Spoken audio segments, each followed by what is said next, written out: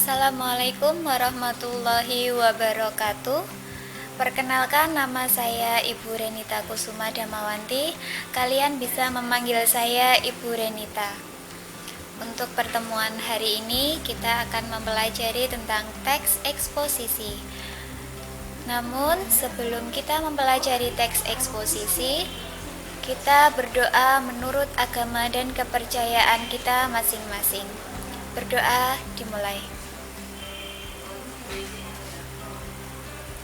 Cukup?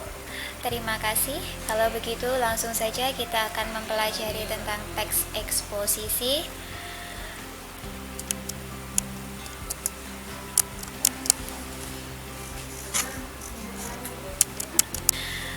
Sebelum kita mempelajari tentang teks eksposisi, kita akan ketahui dulu apa kompetensi dasar yang harus dicapai ketika kita mempelajari tentang teks eksposisi.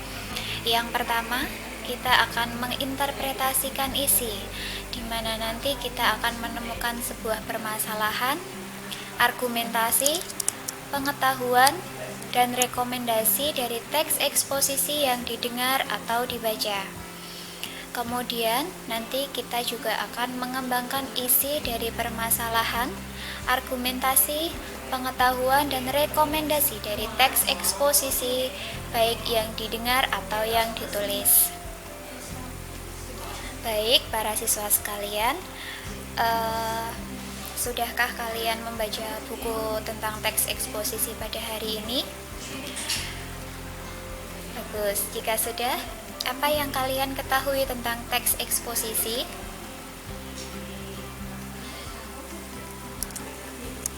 Iya, benar. Jadi, teks eksposisi itu adalah teks yang berisi tentang suatu paragraf atau karangan yang di dalamnya terdapat pengetahuan dan informasi yang disajikan secara singkat, padat, akurat, dan tentunya mudah untuk dipahami. Nah, dari teks eksposisi ini itu mempunyai sifat real. Real itu maksudnya benar-benar terjadi, nyata, dan dapat dikatakan juga sebagai teks non-fiksi. Nah, jadi teks eksposisi itu berupa paragraf yang isinya tentang pengetahuan atau informasi secara singkat dan padat, yang mungkin bisa kita temukan di lingkungan sekitar kita. Misalnya ada sebuah karangan mengenai pemanasan global atau mungkin bencana banjir yang bisa ditemui di lingkungan sekitar kita.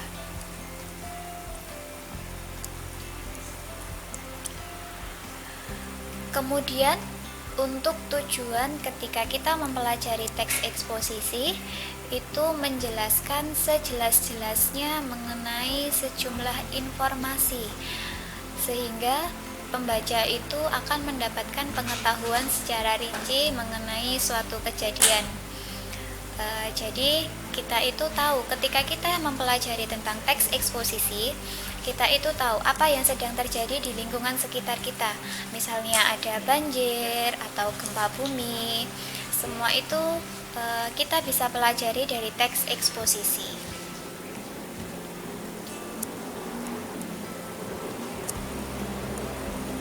Nah, selanjutnya kita akan mempelajari tentang ciri-ciri dari teks eksposisi.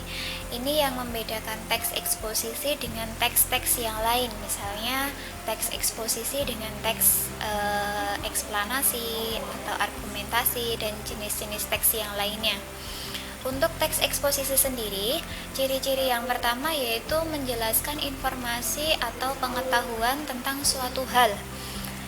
Jadi seperti yang saya katakan tadi, bahwa teks eksposisi itu bisa ditemukan di lingkungan sekitar kita.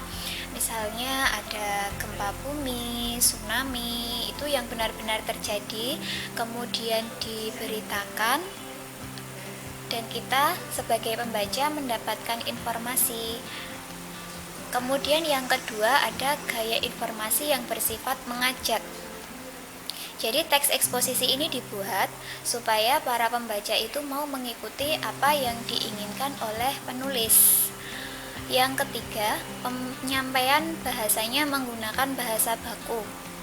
Bahasa baku itu bahasa yang dapat ditemukan di KBBI dan Lugas. Dan yang keempat, bersifat netral atau tidak memihak. Yang terakhir, fakta dipakai sebagai alat kontritasi dan alat kontribusi. Jadi teks eksposisi itu sifatnya fakta, benar-benar terjadi dan baru saja terjadi. Jadi sifatnya dari teks eksposisi ini faktual dan aktual.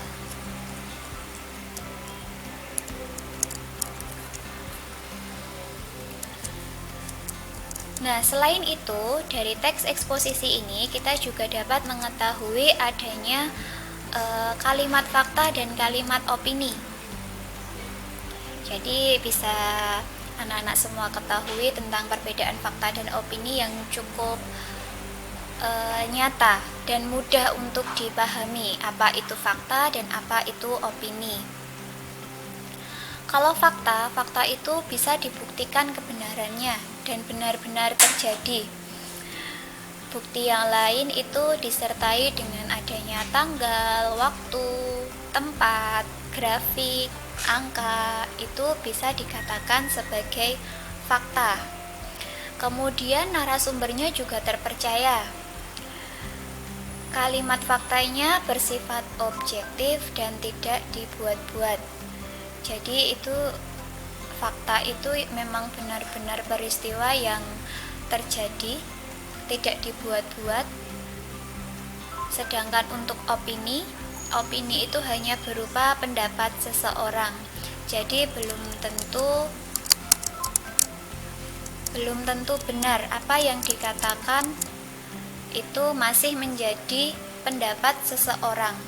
Misalnya saya punya contoh, menurut pendapat saya atau menurut pendapat para ahli, itu bisa dikatakan sebagai opini atau pendapat. Kemudian isi dari opini itu sendiri yaitu berisi tanggapan terhadap suatu peristiwa yang terjadi. Jadi misalnya saya punya sebuah artikel tentang gempa.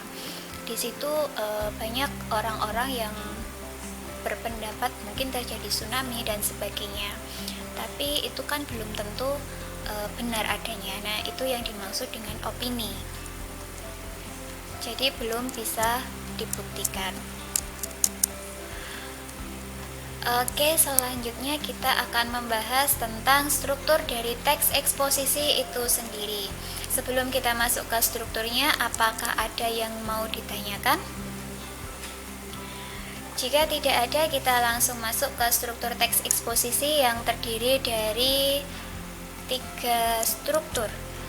Yang pertama adalah tesis, yaitu berupa pernyataan pendapat. Tesis ini isinya berupa pengenalan atau permasalahan yang diangkat, yang digambarkan secara umum. Jadi misalnya saya punya contoh teks eksposisi mengenai gempa. Di situ nanti tesisnya bisa diperkenalkan gempa itu apa, kemudian terjadi di mana, kapan. Itu nanti bisa masuk ke struktur yang pertama, tesis, atau biasanya untuk lebih mudah tesis itu berada di paragraf pertama. Kemudian untuk struktur yang kedua setelah tesis itu ada argumentasi. Argumentasi itu struktur yang mendukung tesis. Isinya berupa alasan logis, data hasil temuan, atau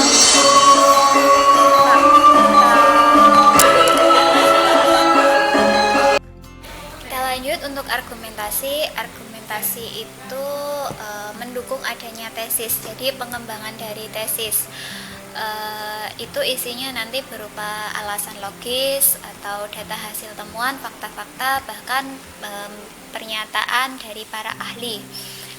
Jadi tesis itu merupakan pengembangan dari paragraf pertama. Nanti dijelaskan secara lebih detail lagi di argumentasi. kalau kalian diminta untuk mencari strukturnya, kalian bisa mencari gagasan pokok dari setiap paragraf, karena argumentasi itu nanti akan menjadi paragraf yang paling banyak dibandingkan dengan struktur-struktur yang lainnya. Seperti itu. Kemudian struktur yang ketiga adalah penegasan ulang. Penegasan ulang itu